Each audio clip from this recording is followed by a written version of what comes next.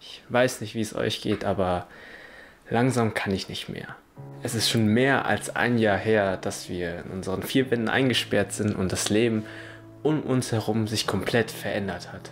Einige verloren ihre Jobs, Freizeitangebote sind so gut wie ausgelöscht, menschliche Kontakte wurden bis auf ein kaum spürbares Minimum reduziert und Krankenhelfer sowie Ärzte arbeiten und schuften, um viele Menschen noch eine Chance zu geben, weiterhin auf dieser Welt zu bleiben. Aber vergeblich. Vor nicht allzu langer Zeit, vielleicht so 1, 2 Monate oder so, habe ich gelesen, dass die Anzahl der Jugendlichen mit Depressionen dramatisch angestiegen ist. Und sicherlich fragen sie sich, wann hört das alles auf? Wie soll ich mit sowas klarkommen? Ich bin ganz ehrlich, die Wunderlösung, die alles auf einen Knopfdruck ändern könnte, habe ich leider nicht.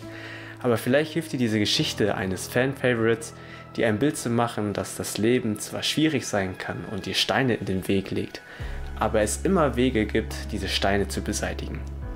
Es geht um keinen geringeren als Kakashi Hatake.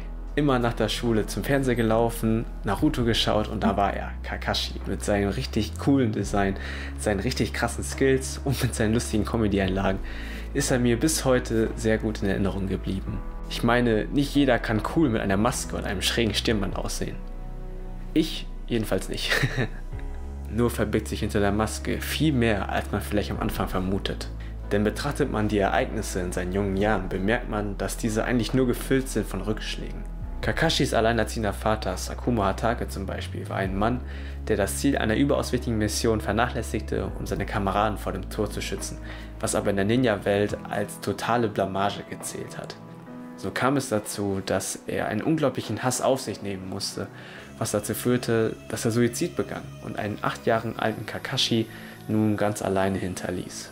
Kakashi war nun daran verbissen, den Namen seines Clans zu bereinigen, indem er zu einem kaltherzigen Elite-Ninja wurde, der die Mission an vorderster Stelle steht, was sein Vater nie sein konnte. Er nahm eine wirklich düstere, toxische, vereinsamte Einstellung an, indem er alle menschlichen Beziehungen vermeidete, was aber nicht lange anhielt. So verstand er erst einige Jahre später mit dem nächsten Tod, und zwar dem seines besten Freundes im Krieg, weshalb sein Vater so gehandelt hat, sodass er mit einem neuen Mindset wieder zurück ins gemeinschaftliche Leben gefunden hat. Er hatte nun seine Freunde an oberste Priorität gesetzt.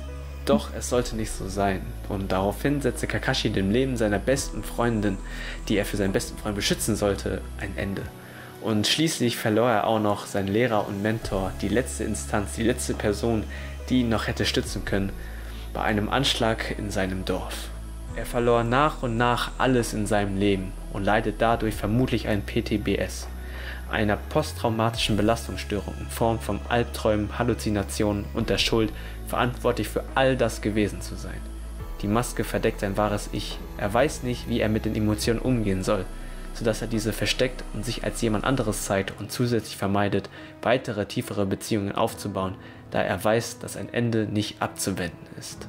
Trotz alledem schaffte er es im Verlauf der Serie mit seinem neuen Team, bestehend aus Naruto, Sasuke und Sakura, und seinen Rivalen Guy, neue Bindungen aufzubauen, um das Vergangene zu verarbeiten und nicht sich darin zu verlaufen und in Wut, Hass und Trauer zu verfallen, wie es nachher später Sasuke ergehen wird. Denn auch wenn es nicht einfach sein mag, daran zu glauben, wird es nach einem Rückschlag immer was Positives geben. Mit dem Ende eines Kapitels beginnt bereits das nächste. Das Leben wird nach den Tiefen dir die Höhen zeigen.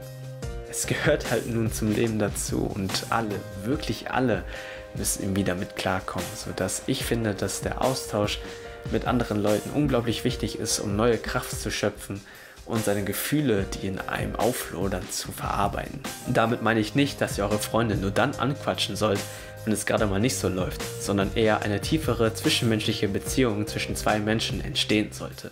Denn wie schmerzhaft es ist, gute Freunde zu verlieren, so schön kann es auch sein, sich mit Freunden auszutauschen, sich neu kennenzulernen und einfach ein bisschen Gelassenheit, Freude und Spaß in dem eigentlich doch so schönen Leben einzubringen, sodass wir Schritt für Schritt zu mehr Positivität finden können. Diese Zeit in Isolierung hat mir geholfen zu realisieren, was wirklich wichtig im Leben ist. Sei es die Dankbarkeit für die kleinen Dinge im Leben oder dass Sorgen einfach Dinge sind, die wir uns selber im Kopf machen und eigentlich gar nicht so schlimm sind, wie sie eigentlich sind. Oder dass wir einfach auch mal unsere Träume hinterherjagen sollten, wo wir jetzt ein bisschen mehr Zeit für uns haben. vieles in unserem Leben passiert einfach um uns herum und wir haben einfach keinen Einfluss darauf. Und deswegen lasst euch da nicht unterkriegen und seid füreinander da. Bis dahin, macht's gut.